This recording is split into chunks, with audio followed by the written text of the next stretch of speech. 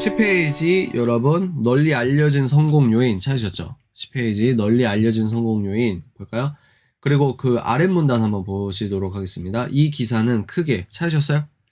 이 기사는 크게 고급화 전략, 그러니까 한겨레 신문에서 스타벅스 20주년 기념으로 이 스타벅스가 어떻게 성공했냐 이거를 4가지로 뽑고 있고요. 또 3가지로 뽑고 있고, 그리고 또 여기서 사람들이 가늠하는 성공 요인을 8가지라고 딱 추려내거든요. 첫 번째가 뭐냐, 고급화 전략이다.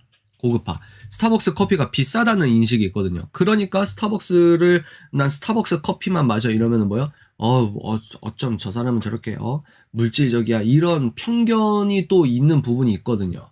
그래서 이 사람이 뭐예요? 한겨레에서 20주년 스타벅스의 엄청난 성공 사례를 제시할 때 첫 번째 성공 요인 분석이 뭐다? 고급화 전략이 성공했다. 스타벅스는 고급화 전략 때문에 성공한 거다. 이렇게 했다는 거예요. 두 번째 뭐냐? 카페에서 공부하는 카공족 수용 전략을 펼쳤다. 그러니까 카페에서 공부하는 거 회전율이 떨어지니까 콘센트를 막아버리거나 이런 카페들도 있었거든요. 근데 스타벅스는 뭐다? 오히려 더 매장 크기를 확보하거나 오히려 더 카공족, 카페에서 공부하는 사람들에게 콘센트나 이런 자리를 제공하고 눈치를 주지 않고 뭐 이런 것들이 주요 전략이었다. 이렇게 또 얘기를 하고 있고, 세 번째는 현지화 전략을 성공 요인으로 꼽았다고 합니다. 한겨레 기사에서는 스타벅스의 성공 요인을 3가지로. 근데 작가가 여기에서 더 이제 말을 하는 게 뭐냐면, 그 다음 줄 보실까요? 식품 외식 경제 기사에서는 한국 사업권을 가진 신세계의 전폭적인 지형과 여러분 직영점 운영 등을 덧붙였다. 스타벅스가 왜 성공했어? 직영점을 운영했기 때문이거든. 근데 이거는 어느 정도 일리가 있는 부분이에요. 직영과 가맹점이 있잖아요.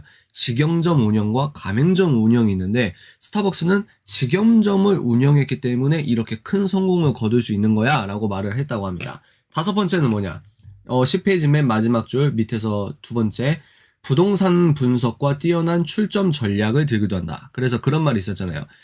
건물을 살 때 스타벅스 부동산을 살 때는 스타벅스 있는 건물 아니면 스타벅스 주변 건물을 사라, 뭐 이런 말도 있거든요.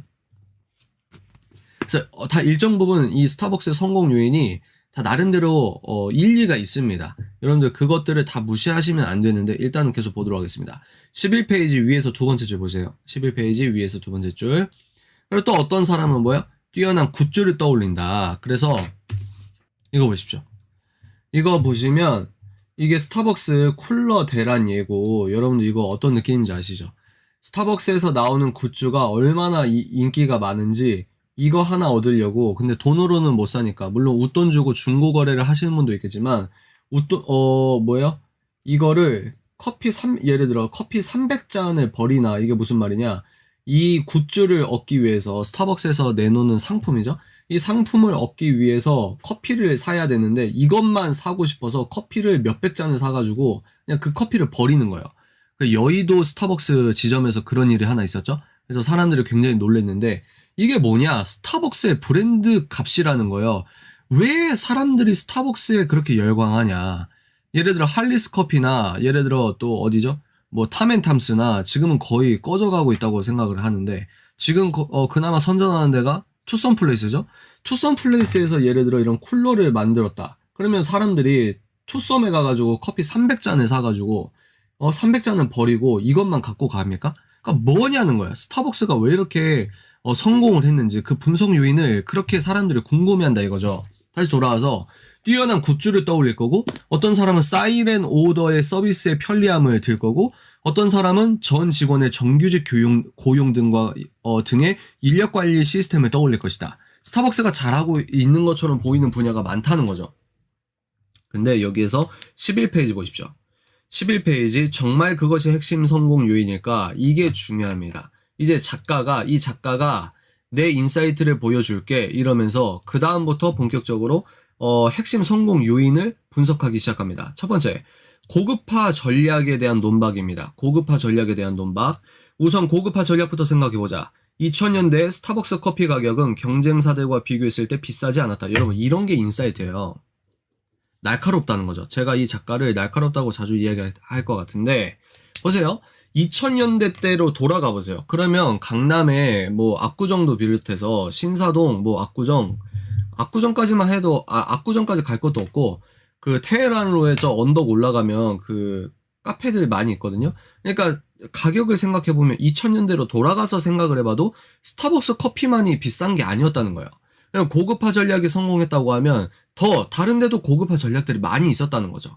근데 20년이 지나고 그 커피집들은 없어지거나 그저 그런데 왜 고급화 전략이라고 하는 스타벅스만 이렇게 살아남는 것 이상의 큰 성공을 거뒀냐 이 말이거든요. 오히려 경쟁사들 중에 고급화를 추구하는 곳들이 있었고 이들의 커피가 더 비쌌다.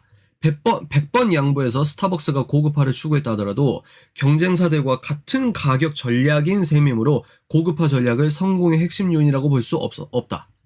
그리고 커피가 뭐 비싸도 1000원 차, 2000원 차이면 좀 크긴 할 텐데 다른 경쟁사들도 스타벅스랑 고급화 전략, 예를 들어 커피빈도 마찬가지죠. 근데 그게 1000원을 넘어가는 가격 차가 아닙니다.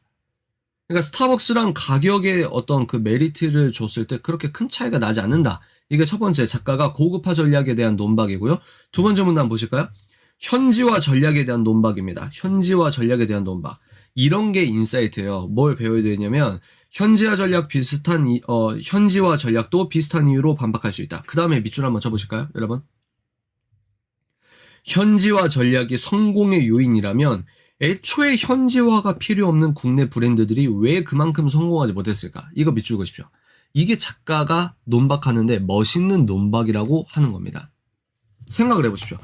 우리가 이런 성공에 대해서 잘못된 스테레오타입에 빠져버리면은 제가 이제 결론적으로 말할 텐데요. 결론적으로 말씀드릴 텐데 성공을 제대로 분석한다는 거 뭐냐면 실패도 제대로 분석하지 못한다는 거예요. 다시 성공에 대한 잘못된 분석은 실패에 대한 잘못된 분석이라는 말도 되거든요.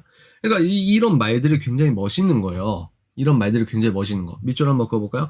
현지화 전략이 성공의 요인이야? 아니야. 그러면 애초에 현지화가 필요 없는 국내 브랜드들은 왜 스타벅스처럼 성공 못했는데?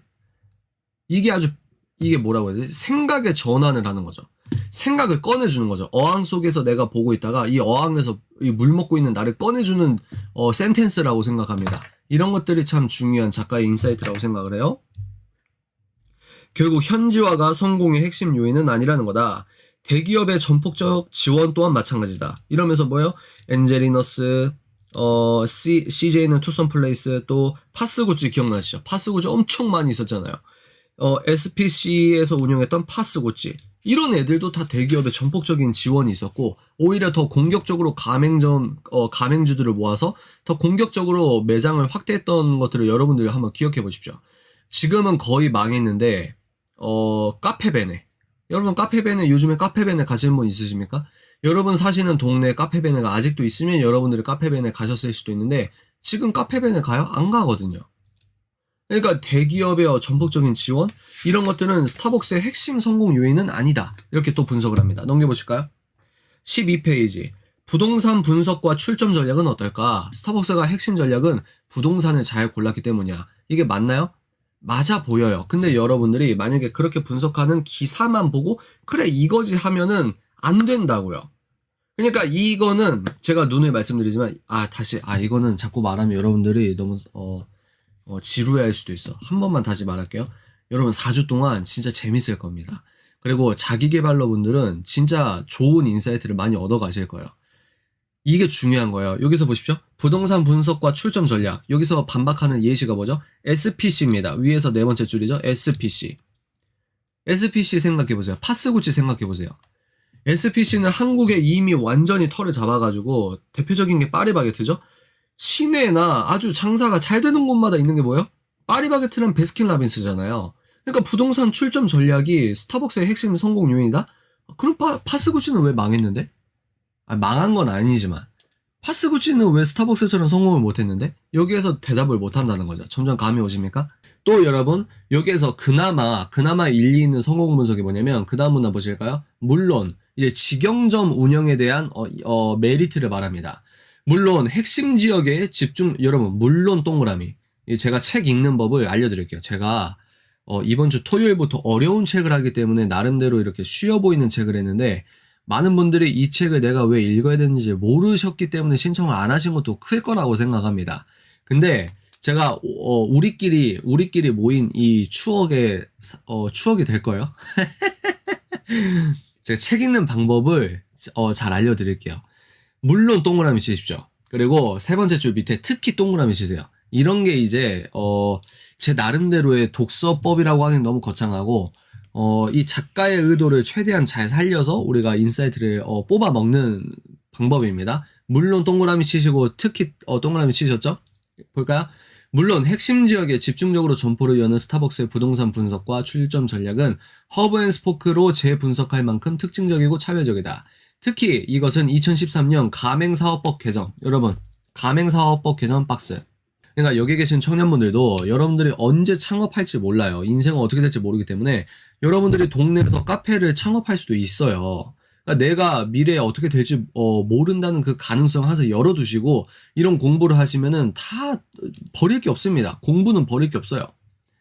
2013년에 가맹사업법이 개정이 돼가지고 법이 바뀌니까 뭐예요? 법은 우리 정치는 뭐예요?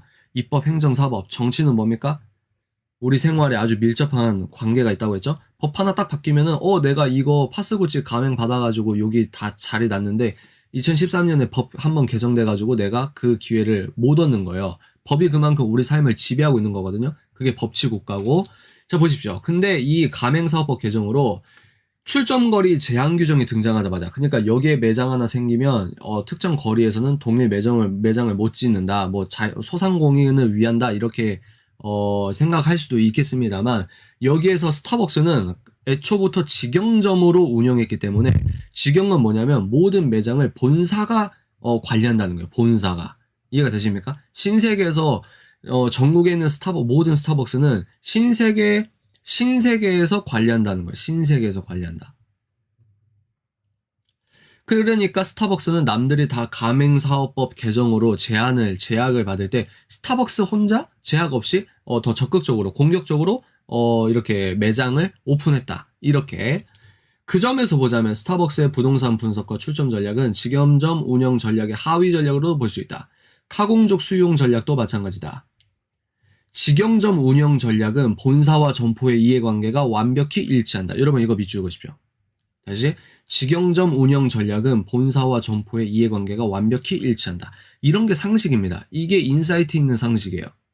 그래서 스타벅스는 매출과 테이블 회전에 지장을 주는 카공족 수용 전략을 과감하게 선택하고 실행할 수 있었다. 그러니까 가맹점은 뭐예요? 가맹주들이 본사에서 아무리 카공족 쫓아내지 마시고 눈치 주지 마세요 이렇게 얘기해도 가맹점주의 성격에 따라서 가맹점주가 속이 좁아 아니면은 기본 자기의 기업관에 있어서 경영관에 있어서 카공족이 눈에 가시야. 쟤네들 빨리 가야 회전율이 높아져서 매출이 오르는데 쟤네가 커피 3,000원짜리 하나 사가지고 노트북 꽂고 콘센트 찾아가지고 앉아가지고 6시간 동안 있어봐요. 그냥 좀 약간 그렇죠 사실. 근데 스타벅스는 여기서 자유했다는 거죠. 그러니까 카공족 사이에서 그런 소문이 날 수도 있잖아요. 스타벅스는 모든 게 직영점이니까 오래 앉아있어도 눈치를 안 주더라. 근데 그게 맞는 말일 수도 있는 게 각각의 스타벅스 점장들 있지 않습니까? 그 스타벅스 점장들은 굳이 직영에서 나에게 월급을 주기 때문에 이 매출에 상관없이 나는 최선을 다할 뿐이고 저 사람이 앉아있든 뭐든 나는 그냥 직영의 어떤 정직원으로서 이 사람을 카공족이든 카공족이 아니든 동일한 서비스를 할 수 있는 어떤 확률이 퍼센티지가 올라가기 때문에 직영점이 어떤 부분에서 그렇게 카공족에 대한 그 서비스의 질적인 요소가 올라갈 수 있는 특징이 있다. 저는 그렇게 보고 있습니다. 그래서 사이렌 오더나 전 직원의 정규직 고용 등도 직영점으로 운영되게 가능한 거다. 사이렌 오더나 직원의 정규직이나 이게 파스구찌는 이게 왜 불가하냐? 이런 것들은 다 직영점으로 운영했기 때문에 이 서비스가 구현이 될 수 있는 거다. 이렇게 분석합니다. 그러면 그 다음에 12페이지 보십시오. 왜 직영점으로만 확장했을까? 이제 계속 하도록 하겠습니다. 아마 성질 급한 분들은 여기까지 했고 이제 스타벅스가 한국에서 성공한 원인이 직영점 운영 전략이라고 결론을 내리고 싶을지도 모르겠다. 스타벅스가 이 전략 덕분에 경쟁자들보다 빠르고 유연하게 전략적 결정들을 선택하고 추진할 수 있었던 것은 사실이다. 여러분 밑줄 그으십시오. 그 다음에 그러나 직영점 운영 전략이 무조건 가장 좋은 점포 관리 체계는 아니다. 여기에서 또 어항에 우리가 어항 속에 빠져가지고 허우적될 수 있을 때 어항에서 꺼내가지고 다시 설명합니다. 뭐요? 그러나 직영점 운영이 프랜차이즈 관리에서 가장 좋은 게 아니라니까? 점포 관리에서 중요한 게 아니야. 왜? 20세기에 가장 성공한 프랜차이즈인 뭘 또 갖고 왔습니까? 맥도날드를 갖고 왔어요. 이게 유의미합니다. 왜? 카페에 대한 핵심 성공 분석을 할 때 다른 카페만 조사하는 거는 뭐랄까 시야가 좁을 수 있잖아요. 근데 이 작가의 통찰은 뭐냐면 맥도날드, 그러니까 본질적으로 카페가 이제 점포 관리 체계에 있어서 카페에만 국한하는 게 아니라 20세기에서 가장 성공한 프랜차이즈인 맥도날드를 딱 대비시켜가지고 가맹점이 이렇게 장점이 있단 말이야. 그러니까 직영점이 아주 핵심 성공 요인이라고 말할 수는 없어. 이런 식으로 갔다는 거예요. 그렇다면 스타벅스는 왜 전략을 달리했을까? 이러면서 직영점 운영 전략의 안 좋은 점을 쭉 말해요. 그리고 가맹점 운영 전략의 좋은 점을 쭉 말합니다. 근데 그 다음 문단 보십시오, 여러분. 13쪽에 세 번째 문단 보세요. 2000년대 초반으로 돌아가. 찾으셨어요? 2000년대 초반으로 돌아가 당신이 새로운 커피 전문 브랜드를 런칭하려는 대기업의 경영자라고 하자. 자, 여러분. 직영점 때문이야, 부동산 때문이야, 막 이렇게 하는데, 여러분들이, 신세계의 오너라고 생각해보세요. 지금은 야구 유니폼 입고 좀, 뭐랄까, 나름대로 그 흥행을 위해서 야구, 신세계가 인천을 이제 인수하면서, 야구팀을 인수하면서, 나름대로 그 오너가 열심히 활동을 하고 있긴 한데, 여하간. 여러분이 스타벅스 경영자라고 해보세요. 2000년대로 돌아갔다고 해보세요. 여러분들은 가맹점 작전을 쓸 겁니까? 직영점 작전을 쓸 겁니까? 이걸 묻는 거예요.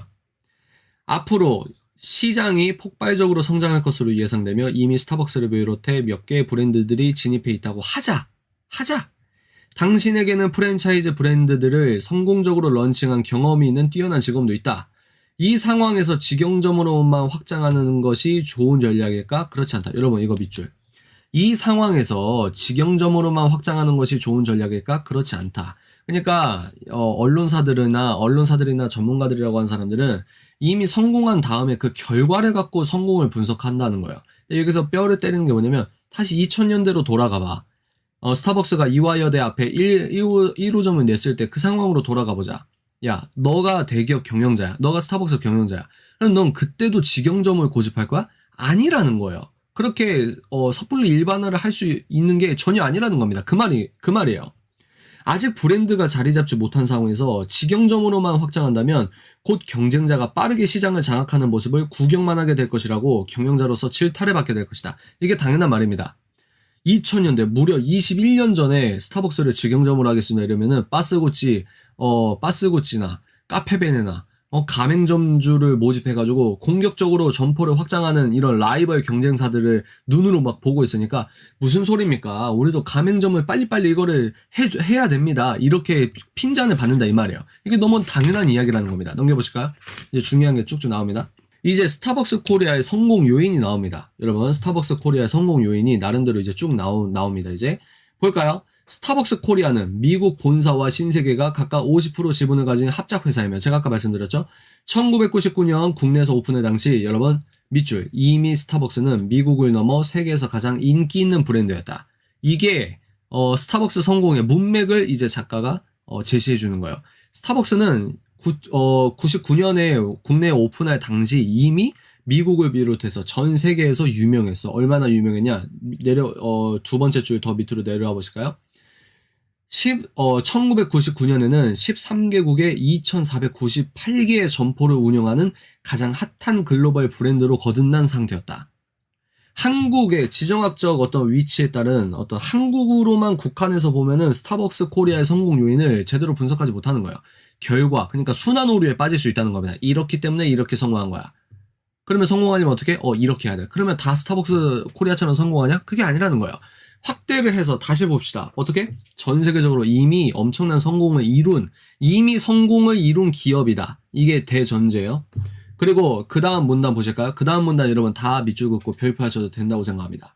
이렇게 강력한 브랜드가 리스크 분산을 위해 합작 회사를 차려 진입한 상태라면 굳이 이익과 리스크를 개인 가맹점주와 나눌 필요가 없었다. 여러분 우리가 왜 밑줄 긋고 별표를 할까요?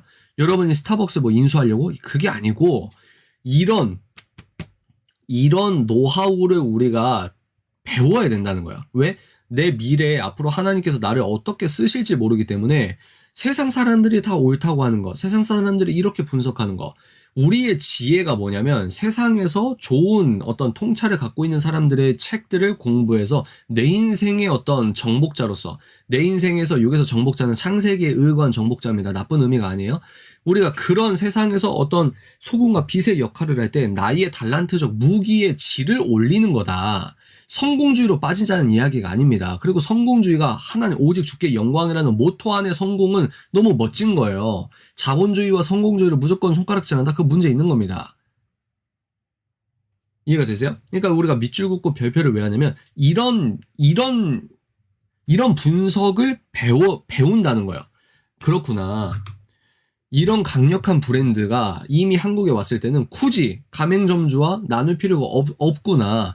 여러분들이 어떤 사업을 하시더라도 카페, 동네에서 여러분이 카페를 하나 창업하더라도 여러분들이 접근할 수 있는 방법이 입체적으로 되는 겁니다. 나도 모르게 잠재의식 속에서 이런 지혜가 쌓인다고 봐요. 즉 스타벅스 코리아는 태생적으로 직영점을 통한 운영이 결정되어 있는 상황이었고 그것이 최적의 선택이었던 것이다. 그래서 이제 14쪽 이제 그 다음 챕터 볼까요? 시작부터 우월했다.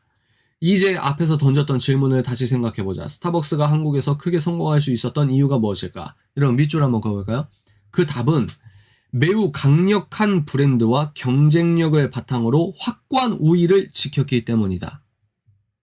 이게 이 작가가 말하는 스타벅스의 성공 핵심 요인입니다. 이미 매우 강력한 브랜드와 경쟁력을 바탕으로 확고한 우위를 점하면서 한국에 들어왔다는 거예요. 15쪽 보십시오. 15쪽 첫 번째 줄. 밑줄 한번 그어볼까요? 그러나 고급화 전략도 애초에 브랜드가 뒷받침되어야 가능하다. 맞지 않습니까, 여러분? 아무나 어떤 상황에서나 선택할 수 있는 전략이 아니다. 어떤 브랜드 가치가 아직 사람들에게 인식이 안 됐는데, 예를 들어 커피를 8,000원에 팔아요. 여러분 그거 살 거예요? 뭐 호텔 커피 말고라도 동네 갔는데 뭔가 로고도 되게 뭐 처음 보는 거고 근데 막 커피가 8,000원이야. 그러니까 여러분 그 브랜드에 대한 어떤 내러티브가 소비자로서 인식이 안 돼 있는 상황에서 그거를 갈 겁니까? 바로 옆에 이디야랑 또 다른 커피점 뭐죠? 백다방이랑 또 스타벅스 있는데 굳이 8,000원짜리 커피 드실 겁니까? 아니라는 거예요. 고급화 전략이 성공의 핵심 요인입니다. 분석하는 사람들이 여러분들 그러니까 그런 기사를 보고 우리가 그렇구나 이 기사 너무 좋은 거다 이렇게 확증 편향에 빠지시면 안 된다는 거예요. 여기서 이제 나중에 언론에 대한 그 한계도 나오거든요. 이런 게 참 좋다고 생각합니다. 뭐요?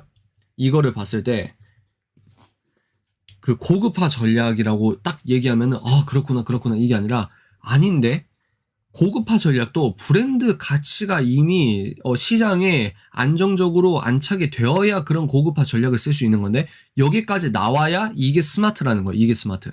16쪽 위에서 네 번째 줄. 스타벅스는 시작부터 우월했고 20년 내내 그 우위를 유지해 왔던 것이다. 그래서 스타벅스가 신세계랑 5대5 비율인데 지분이 5대5인데 생각해보세요. 신세계가 스타벅스라는 그 커피집을 안 하고 본인들이 그러니까 CJ가 투썸 만들었듯이 신세계가 어떤 카페를 만들었으면 스타벅스처럼 유명해질 수 있었을까요? 저는 아니라고 보거든요. 그러니까 신세계가 백화점을 운영했던 노하우 플러스 스타벅스라고 하는 이미 전 세계적으로 2,000개가 넘는 점포 1999년에도 그런 어떤 성공적인 사업자와 아주 성공적인 시너지가 제대로 난 거에 아주 대표적인 사례가 스타벅스가 아니겠는가. 그래서 이제 본격적으로 분석을 한다고 하면 16쪽 스타벅스였기 때문이다. 결론이 이거죠. 스타벅스였기 때문. 허무하잖아요. 근데 이게 통찰이에요. 왜 그럴까요? 뒷부분에 나오겠지만 제가 빨리빨리 하도록 하겠습니다. 이게 지금 시간이 벌써 40분이나 지났기 때문에 나 허무한데? 뭐 대단한 그게 있을 것 같았는데? 여러분, 여기가 중요하다. 왜 중요하냐면, 일반인들은 성공에 대한 자극적인 스토리를 얻는다는 겁니다. 이게 오늘 결론 1번이라고 할 수 있어요. 다시 뭐라고요? 우리는 자극적인 성공 스토리를 요구한다고요. 근데 그거는 실제 성공 요인이 아니라고요. 아닐 가능성이 매우 크다고요. 이게 일반적인 사람과 이런 책을 통해서 내가 성공에 대해서 유의미한 분석을 하는 사람들의 다른 점이라고 할 수 있겠죠? 뭐야 스타벅스는 성공 분석은 스타벅스였기 때문이라고? 물론 처음부터 이렇게 말하면 뭐야 이렇게 추상적이야 이렇게 할 수 있겠죠. 근데 뭐야? 고급화 전략이다, 부동산 전략이다, 직영점 전략이다, 뭐다 하는데 이것들을 다 논박을 하면서 결론은 뭐예요? 스타벅스라는 브랜드가 이미 있었다. 1999년에 이화여대 1호점이 나왔을 때부터 이미 전 세계적으로 2,000개가 넘는 점포가 있었다. 그리고 이러저러한 이런 정황 때문에 직영점으로 운영할 수 있었고 스타벅스는 이미 아주 전 세계적으로 성공한 기업이기 때문에 굳이 가맹점주를 모집하면서 그런 리스크를 할 이유가 없었다. 이런 문맥적인 이유를 분석해 준다는 거죠. 그 다음에 뽑아내는 결론이 뭡니까? 스타벅스라는 브랜드, 스타벅스의 성공 요인 스타벅스였기 때문이다. 이렇게 가는 거예요. 그러면 내가 뭐야 라고 생각하는 내 감정을 벗기시라고요. 이게 여러분들이 다른 사람이 될 수 있는 주요 포인트 중에 하나입니다. 이해가 되세요? 이게 되게 중요한 포인트인데.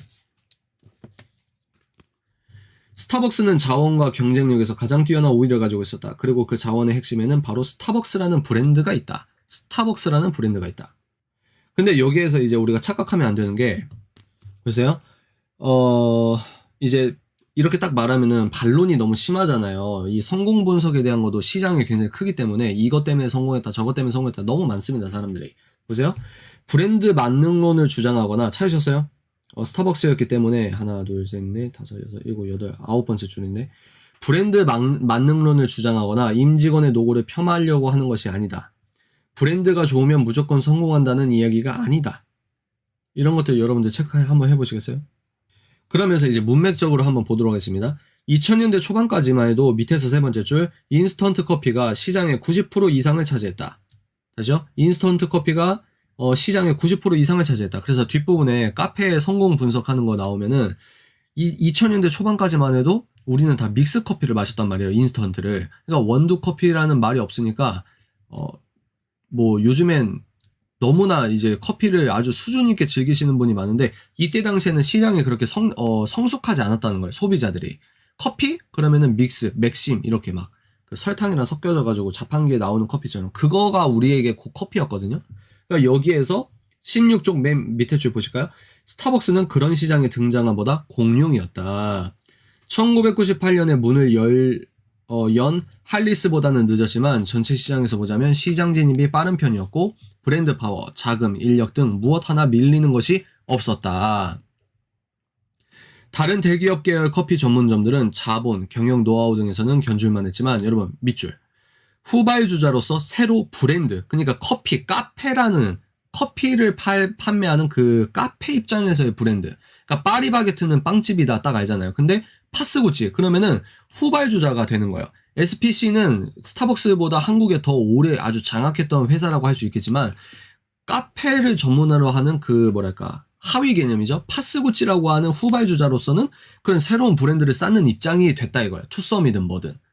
명백한 열 위에 있었다. 우위가 아니라 열 위에 있었다는 거예요. 스타벅스 말고 다른 카페들은. 여기에 스타벅스가 미국과 해외 사업을 통해 쌓은 여러분 동그라미 경험 동그라미.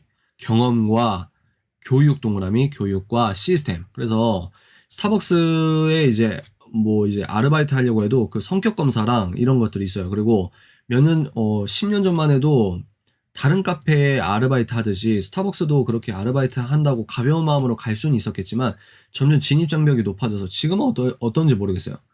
근데 예를 들어 그러니까 동네에 어떤 그 소상공인 분들의 카페를 폄하하는 게 아닙니다. 개인 사업자를 폄하하는 게 아니고 개인 영세 사업자를 폄하하는 게 아니고 그렇게 우리가 쉽게 다른 어떤 우리가 규모가 더 작거나 시스템이 좀 안정화되지 않은 카페에 취업하는 것보다 훨씬 좀 체계적이기 때문에 힘든 부분이 있을 겁니다. 그래서 10년 전에는 점장이 되기가 쉬웠다면 지금은 점장이 되기 위해서는 규율이 더욱더 체계적으로 바뀌었을 거예요. 그러니까 진짜 전문적인 회사가 되는 거죠. 전문적인 회사. 그래서 다른 카페에서 바리스타를 열심히 하셨는데도 처음부터 다시 제대로 배워보겠다고 스타벅스에 다시 아르바이트부터 들어오시는 분도 많습니다, 여러분. 그게 뭡니까? 스타벅스라고 하는 브랜드 파워예요. 그게 브랜드 파워입니다. 그게 브랜드 파워.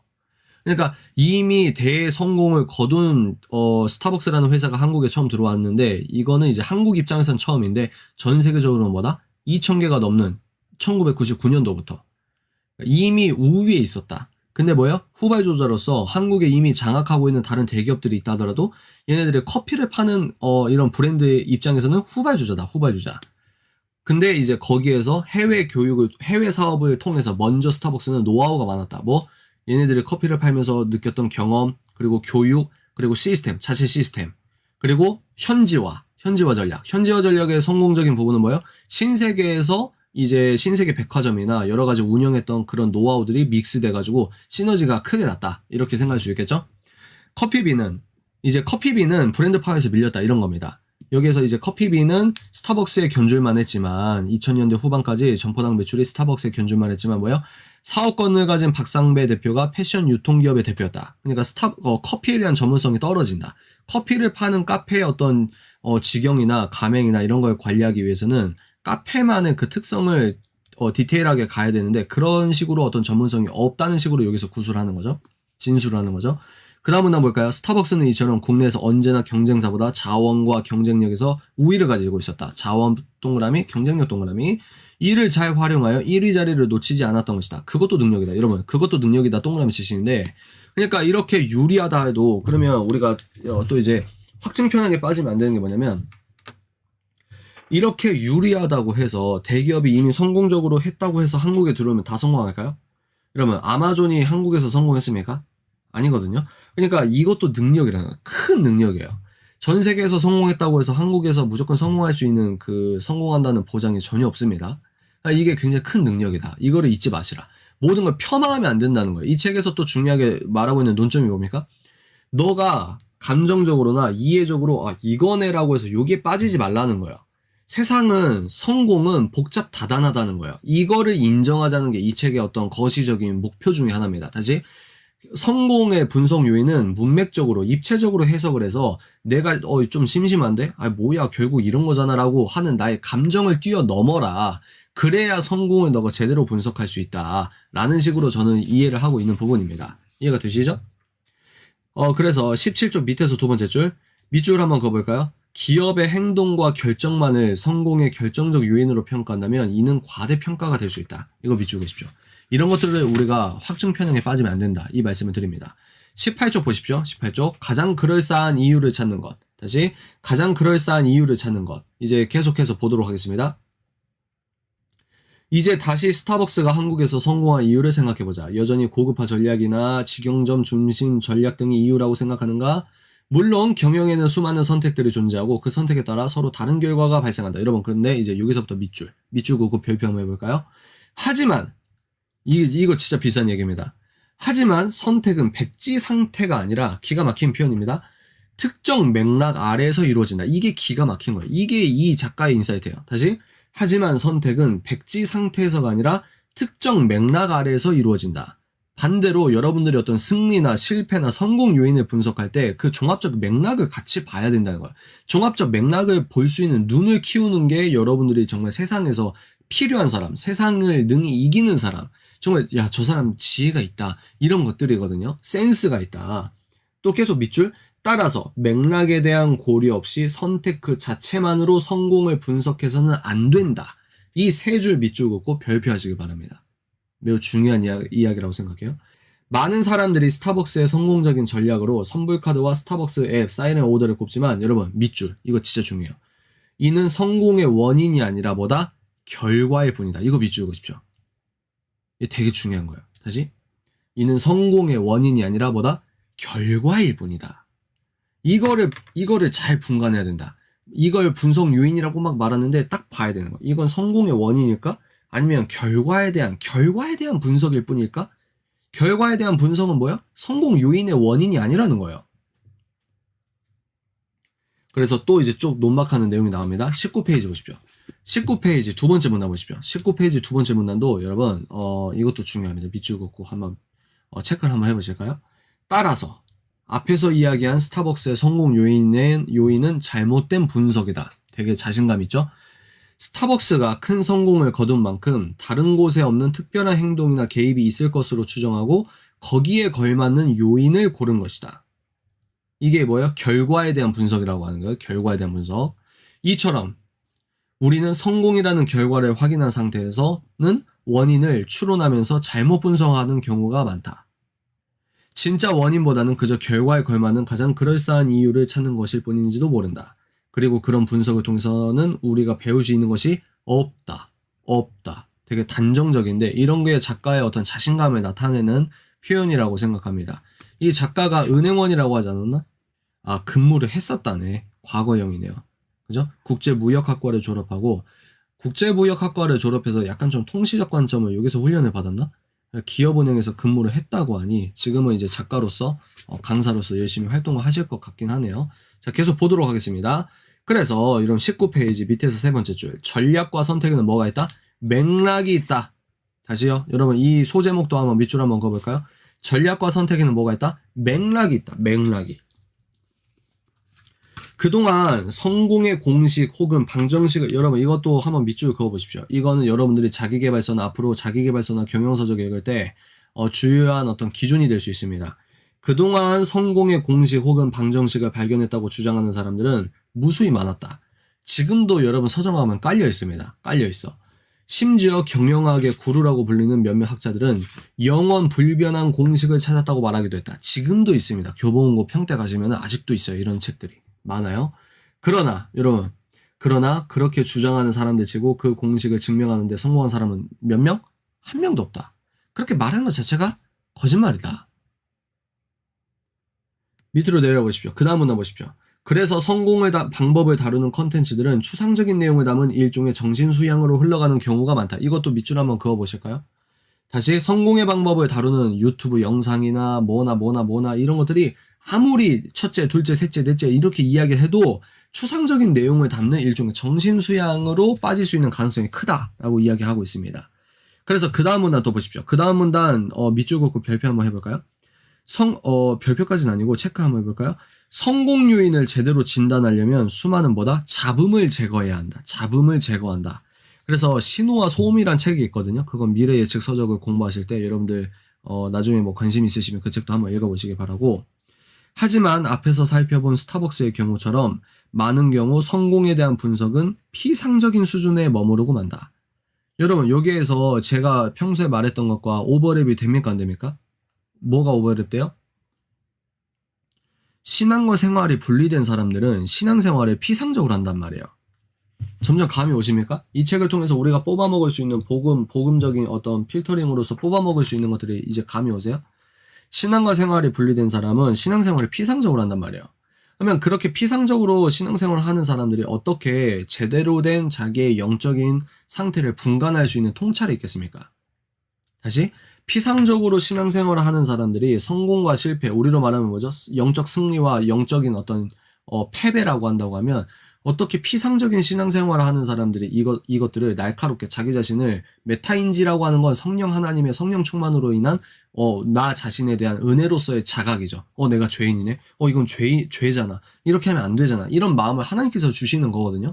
그러니까 피상적으로 신앙생활 하는 사람들이 피상적으로 어떤 성공에 대해 분석하는 사람들이 성공에 대해서 실패에 대해서 제대로 분석을 못 하듯이 피상적으로 신앙생활을 하는 사람들은 자기의 영적 상태를 제대로 분간할 수 있는 어떤 기준이 있다고 말하는 것 자체가 확률적으로 말이 안 되는 거 아니냐. 저는 그렇게 주장을 하고 싶습니다. 어떠십니까 여러분? 동의하십니까? 이런 것들을 통해서 우리가 복음적 필터링으로 내 자신의 어떤 인사이트로 뽑아내야 되는 어떤 그 자구성이 있어야 된다 해요. 자구성이. 20쪽 여러분 밑에서 네 번째 줄 보십시오. 20쪽 밑에서 네 번째 줄. 스타벅스의 사례가 알려주는 것처럼 승자의 전략과 선택에는 맥락이 있다. 맥락이. 서사가 있다는 거예요. 우리로 말하면 뭐예요? 나 자신의 저 사람의 크리스천이야? 그러면 저 사람의 어떤 영적인 진일보와 어떤 저 사람의 어떤 걸어가는 길은 저 사람과 하나님과의 맥락이 있다는 거예요. 아 이거 너무 비싼 얘기인데 해줄까 말까? 여러분 해줄까 말까? 하나님께서 우리는 저 사람을 몰라요. 세상으로는 성공해 보이는데 저 사람과 하나님과의 관계에서는 맥락을 봐야 돼. 근데 이 맥락은 우리가 알 수 없죠. 그러니까 우리가 남들을 함부로 판단할 수 없다는 겁니다. 근데 뭐야? 세상적으로는 성공해 보이는데 저 사람이 하나님과의 어떤 서사, 맥락에서 실패의 길을 걷고 있어? 그거는 부해 보이고 돈을 더 많이 벌 수는 있겠지만 영적으로는 의미가 없는 삶으로 걸어갈 수 있다는 거예요. 이해가 되십니까? 반대로 우리가 실패했다고 여기고 손가락질하고 명예가 실추된 것 같고 아주 모욕이란 모욕은 다 먹는데 그 사람과 하나님과의 어떤 맥락을 따져봤을 때 그게 가장 찬란한 그 사람의 영적인 절정일 수도 있다 이 말입니다. 이 맥락과 환경을 제거하면 승자의 선택과 결정을 과대평가한다. 그러니까 우리도 마찬가지입니다. 피상적으로 신앙생활을 하는 게 이거 가지고 한국 기독교계 수준이 뭐예요, 여러분? 한국 기독교계 수준이 뭡니까? TV에 나오는 방송인분들 중에 크리스천 분들을 폄하하는 게 전혀 아닙니다. 근데 그 방송인분들이 갖고 있는 신앙적인 어떤 내공이 대외적으로 어떻게 보여지냐에 따라서 무슨 얘기를 하려고 하냐면 한국 기독교계가 유명한 사람 중에 예수님만 믿는다고 하면은 그 사람의 어떤 실생활이 그 사람이 얼마나 뭐 음주문화에 깊게 관여되어 있는가, 그 사람이 실생활에 뭐 어떻게 했는가, 이거 상관없이 유명인이 예수님 믿는다고 하면 무조건 토크쇼에 나오는 겁니다. 그 수준이 아직도 그 수준. 근데 그렇다고 유명인 크리스천을 모두 폄하하냐? 그건 제가 아주 무지한 거죠. 근데 우리가 그런 어떤 정서적 빈틈을 유튜브 같은 것이 채워주지 않는가? 저는 그렇게 생각하는 부분도 있거든요. 하여튼 과대평가를 하게 되는 거죠. 저 사람 믿음 진짜 좋아 이러면서 과대평가하는 거야. 뭐라고 해야 되지? 저 기업은 진짜 대단한 거야. 과대평가. 근데 이 추상성을 걷어내서 이 피상성을 걷어내서 뭐가 진짜 인사이트냐, 뭐가 진짜 분석이냐, 이 작가가 이 책으로 설명하는데 나름 너무 매력적이다. 꼭 신앙적인 어떤 의미부여를 차치한다 하더라도 세상적으로도 여러분들이 굉장히 좋은 인사이트를 얻을 수 있다. 대학생들 이거 꼭 들었으면 좋겠는데 하여튼 뭐 알아서 하겠죠. 따라서 여러분 밑줄 따라서 맥락을 제거한 접근으로는 성공한 기업과 기업가를 떠받드는 결과만 나을 뿐 우리가 배울 수 있는 것은 뭐다? 아무것도 없다. 아무것도 없다. 20쪽 밑에서 네 번째 줄 이것도 중요하니까 여러분들 체크하시기 바랍니다. 프롤로그로도 1시간 하면 어떻게 하는 거야? 자 21쪽 보실까요? 이제 작가가 화두를 던집니다. 질문을 던져요. 과연 성공에 관한 일반적인 생각은 옳을까? 여러분께 던집니다. 그거는 이제 신앙적으로 말하면 뭘까요? 과연 당신이 생각하고 있는 영적 분별력이 옳냐 이거예요. 다시 과연 당신이 지금 생각하고 있는 영적인 분별 그 기준, 당신이 생각하고 있는 사고 필터가 옳아요? 이렇게 묻는 거예요. 굉장히 본질적인 내용이거든요. 한번 볼까요? 성공에 대한 기존의 모든 통념에 의문을 가질 필요가 있다. 성공은 대표의 특별한 기준으로 이루어지는가? 특정한 선택을 통해 이룰 수 있는가? 이러면서 쭉 이 문단은 뭐냐면 성공에 대한 일반적인 방법, 통념적인 어떤 분석 요인을 말하는 거죠. 대표가 좋아야 돼. 아니야, 성공하려면 이렇게 해야 돼. 저렇게 해야 돼. 이런 걸 쭉 나열하면서 뭐예요? 그 다음 문단 보실까요? 나는 이 책에서 몇몇 기업들의 사례를 분석할 것이다. 승자들의 선택과 결정에 어떠한 맥락이 있었는지 살펴보고 성공한 기업가들이 가지고 있는 것이 무엇인지 이해하고자 한다. 이 책은 여러분 밑줄. 이 책은 영원불멸의 성공 공식 같은 것을 이야기하는 책이 아니다. 이게 고수라는 거야. 이게 고수. 근데 뭐 요즘은 서로 다 전문가래. 서로 다 프롤로그 보면 서로 다 까. 전문가들이 많고 이렇게 저렇게 한다. 그러나 이거는 사기다.